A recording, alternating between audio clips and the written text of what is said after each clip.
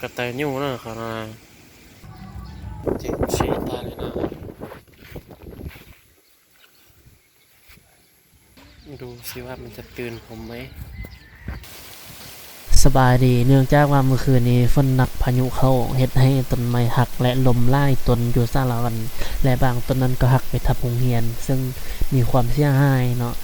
จะเป็นอะไรนั้นไปเบิ่งนำกันเลย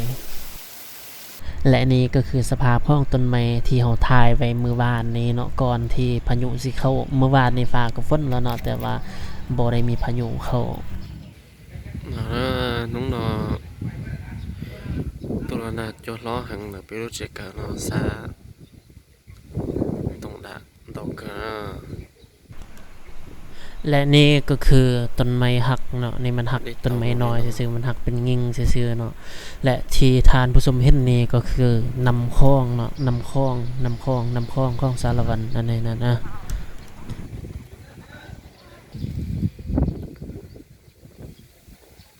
ใช่ได้ตุกเลย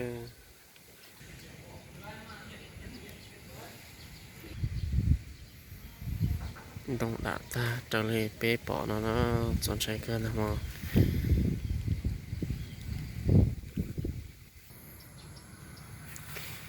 แล้วต้นไม้จนว่าหักหมดจะเลยเนาะ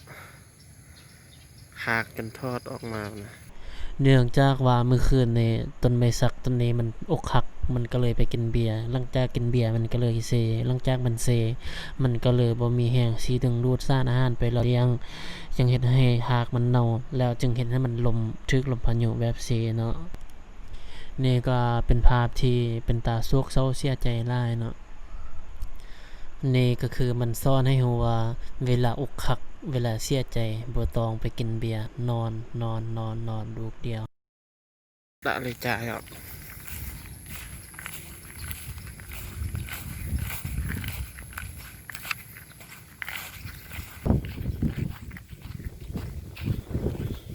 那有的头选择那个么是了太，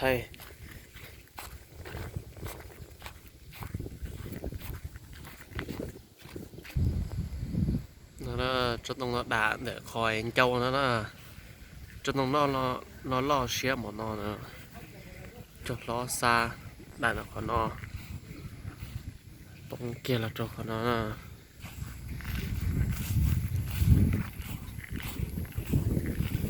ตัวขอจนตรงนั้นเองปอๆละใช่จริงชี้ตาเลยนะ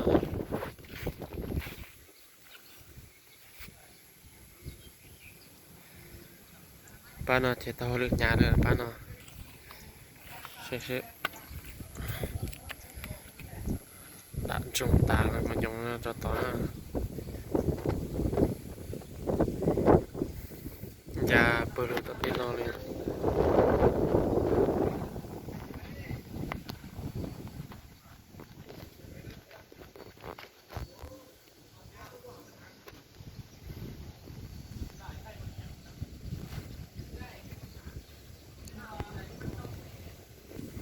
ด่านคนนอนแล้วนะคนนอนแล้วแต่ดงเตออ่อหรอกชิปเปาจะก็จะนอนตรงนั้นเนี่ยตรงอาชี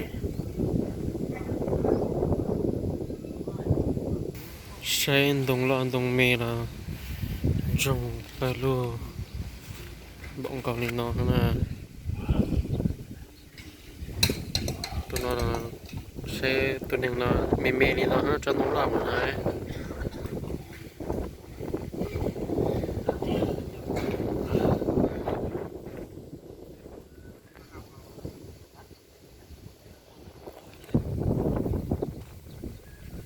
cho đồng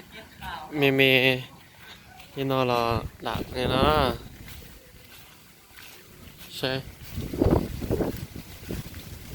nó khó năng nữa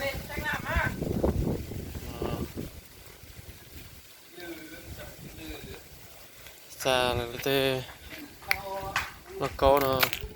nó tê năng nè ความลมมันแหงมอแหกแต่กระปุมันก็บ่ได้สนมันบ่ได้ละเว้นเลยเราตีหัวลูกหัวลังเกาะนะนะ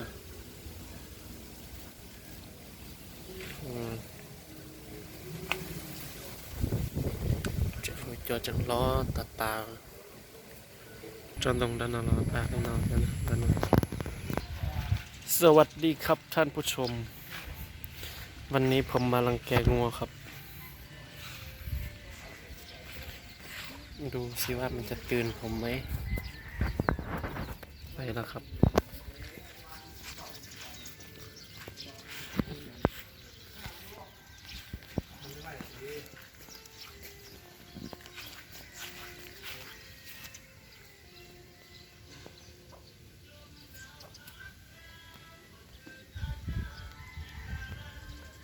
นี่คือม้าหรือวัวครับ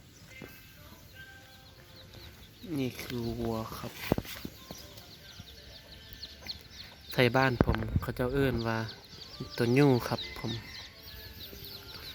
ส่วนไทยบ้านอื่นบางทีเขาเรียกว่าลัมโบ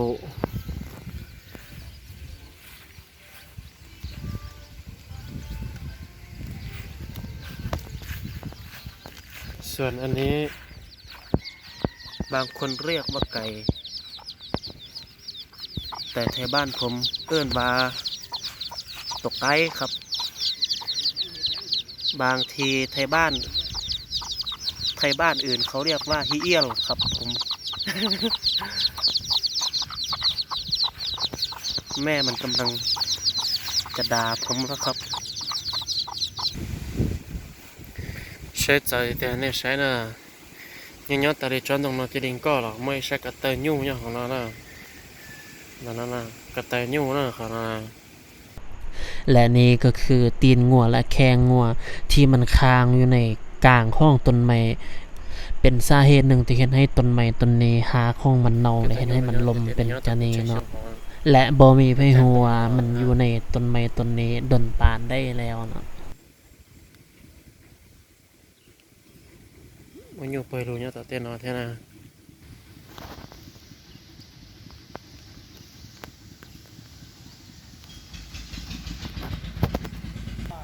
จอจานอกขวตาไอ้นอที่ด่านะเนี่ย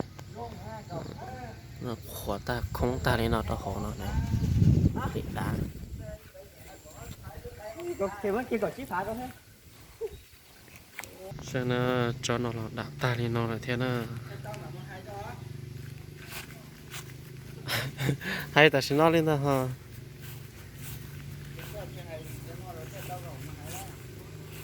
ด่าตาไอ้คนนอนะ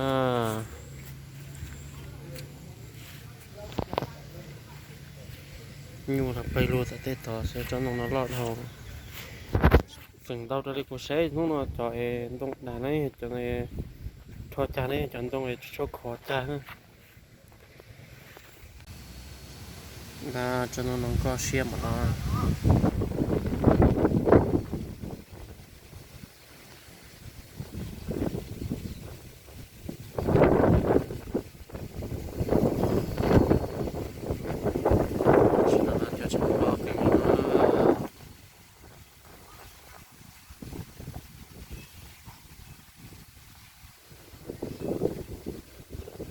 จนต้องไม่เมนนั่นเราตาดูเลยนะ